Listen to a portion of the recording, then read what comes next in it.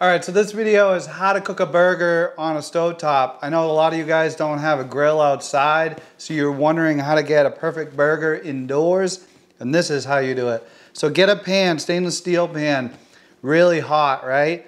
You're gonna have to test this and how you do it at home. Make sure you get a good quality steel pan. I got a link in the description of good quality steel pans, but get it nice and hot, right? And you might be saying, well, Bob, there's fat in the burger. Why are you adding oil? I just like to add a little bit of oil in this pan. It's gonna help brown it. It's gonna help prevent it from burning right away. So add some oil, a high heat oil, guys. If you're using like a vegetable oil or something, it won't be good enough. You need a high heat oil. As you can see, it's just starting to smoke there. That's the temperature you want in an oil, right? So once you get that pan nice and good and hot, you can see the oil beading like that. You're gonna go ahead and place your burger right in the middle of the pan. If you don't hear a sizzle, then you don't have it down hard enough. And one thing you can do to make sure it's down, if I get my little spatula. So one thing you can do is make sure it's nice and flat and all the surface is touching the bottom of the pan. Really important. Guys, always consider, if you have to, if something's getting too hot, you could always lift your pan off the heat for a minute, right? It's something to consider. Yeah, real important at this point is you don't want to touch that burger. You're not going to flip it yet because you're looking for that bottom to brown, right? You want to brown that burger. That's going to give you that flavor. Another thing that people mess up with right now is they salt it.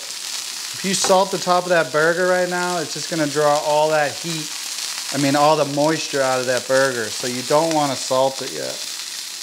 Now, if you're curious, you can take a little peek under there to see how the browning's going. This is getting really good.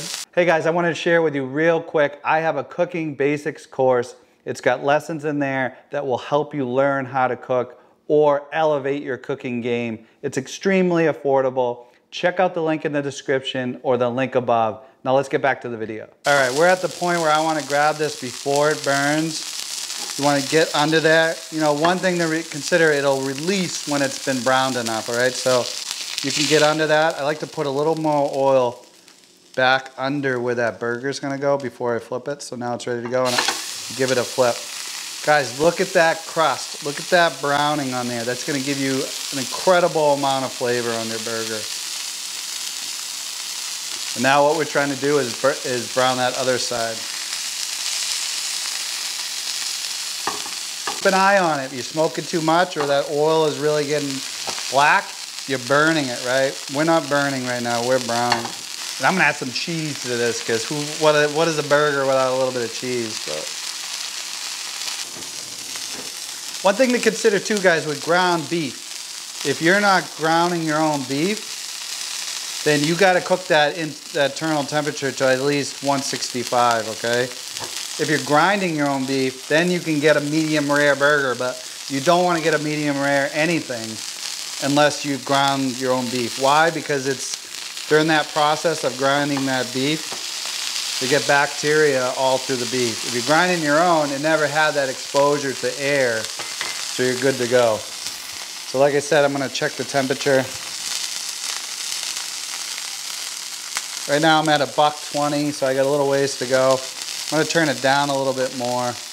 Now one trick you can do to get that to cook evenly, it's like you're creating an oven at this point, right? So what you're gonna do is just get a lid on there. And that's gonna keep all that heat in there around it. But make sure you're on low. Don't do this if you're really hot because it'll overcook that burger.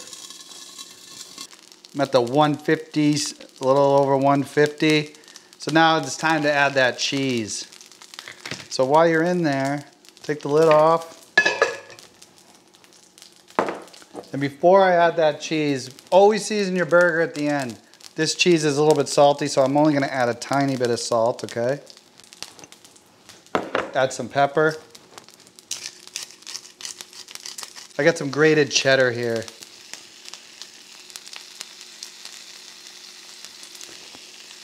Guys, easiest way to melt cheese at this point, because you still got some moisture left in that burger, is just stack it on top and then add a cover.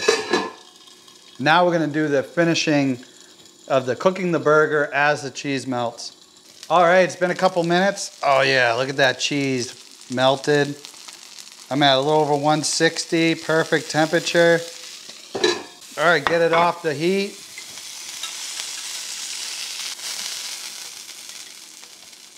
Gotta give it a taste. You got that browning of the burger, which is that crispy outside. Inside is perfectly cooked. A little bit of seasoning, a little bit of pepper.